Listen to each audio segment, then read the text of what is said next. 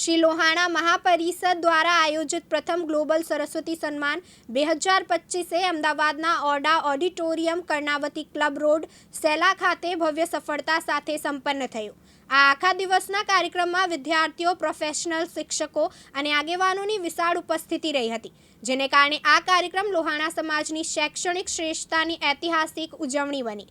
कार्यक्रमનું ઉદ્ઘાટન શિક્ષણ અને આદિવાસી વિકાસ મંત્રી ડોક્ટર કુબરભાઈ ડિંડોર તથા બીએપીએસ સ્વામિનારાયણ મંદિરના આધ્યાત્મિક આગેવાન પૂજ્ય ડોક્ટર જ્ઞાનવત્સલ સ્વામી દ્વારા કરવામાં આવ્યું હતું અને કાર્યક્રમમાં અમદાવાદ સાબરમતી ધારાસભ્ય ડોક્ટર હર્ષદ પટેલ પણ ઉપસ્થિત રહ્યા। આજે આ અમદાવાદની ઐતિહાસિક ધરતી પર આજે આ સરસ એક કાર્યક્રમ સંપન્ન થઈ રહ્યો છે। એમાં આપણા લોહાણા મહાપરિષદ જે ગ્લોબલ સમિટ છે, એક પરિષદ છે, એના માધ્યમથી જે આયોજન થઈ રહ્યું છે ને એમાં જે વિદ્યાર્થી મિત્રોએ જે શ્રેષ્ઠ દેખાવ જે કર્યો છે, જે શૈક્ષણિક ક્ષેત્રે અને સમાજ ક્ષેત્રે જે સમાજના શ્રેષ્ઠીઓ છે એવા વિદ્યાર્થીઓનું સન્માનનો કાર્યક્રમ છે। અને આ જે એપેક્સ જે બોડી છે વર્લ્ડ લેવલે, એમાંના તમામ જે એના પરિષદના તમામ મિત્રો, તમામ એના ટ્રસ્ટી, તમામનું શુભેચ્છા પાઠવું છું। જે વિદ્યાર્થી મિત્રોને એ સન્માન થવાનું છે એમની પણ સંપૂર્ણ એ જવાબદારી છે કે આપણા સન્માનીય દેશના પ્રધાનમંત્રી નરેન્દ્રભાઈ મોદી સાહેબે જે 2047નું ભારત વિકસિત બને, દીક્ષિત બને એના માટેના જે સંકલ્પ કર્યો છે એમાં પણ એ સહયોગી બનશે।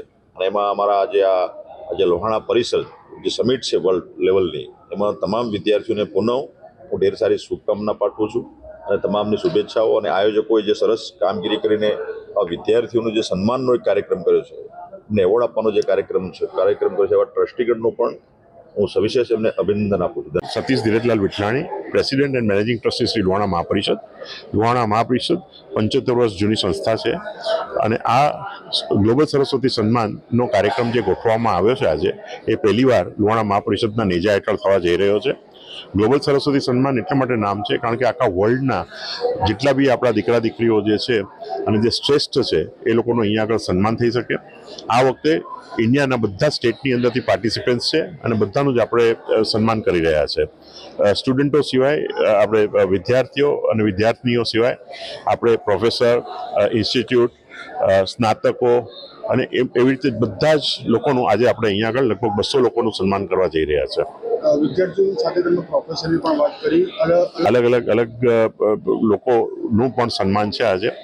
વિદ્યાર્થીઓ મેં તમને કીધું એમાં આજે graduates, post graduate, professors, teachers, food institute, PhD થયેલા, અમારી પાસે એક બહુ અમારા પોતાના અમારા માટે એક બહુ સન્માનીય એ વાત છે કે ડીસાના 85 વર્ષના જે હમણાં જ હાલ જ જેમને પીએચડી ડિગ્રી મળી, ડોક્ટરેટ મળ્યું, એમનું બી આજે સન્માન થઈ રહ્યું છે।